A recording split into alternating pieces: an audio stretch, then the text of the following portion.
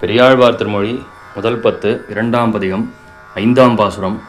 பிறங்கிய பேச்சி முளை சுவை துண்டிட்டு உறங்குவான் போலே கிடந்த விப்பிள்ளை மரங்கொளிரணியன் மார்வை முன்கீண்டான் குரங்குகளை வந்து காணீரே குவிமுளையீர் வந்து காணீரே.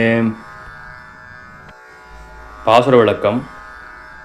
இந்த பாசுரத்தில் நரசிம்மாவதாரம் செய்தவனும் கிருஷ்ணாவதாரம் செய்தவனும் ஒருவனே என்று கூறுகிறார் ஆழ்வார். அதாவது முற்காலத்தில்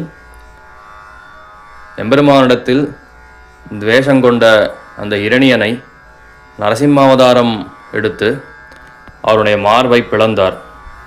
பிறகு பூத்தனை அவளுடைய முளைகளிலிருந்து பாலை குடிப்பது போல் அவள் உயிரை முடித்து, இப்படி இதெல்லாம் ஒன்றும் அறியாதவனைப் போலே உறங்குபவனைப் போல் படுத்திருப்பவனான இந்த கண்ணன் அவனுடைய திருத்துடைகளின் அழகை அனைவரும் வந்து பாருங்கள் என்று இப்பாசுரத்தில் யசோதையானவள்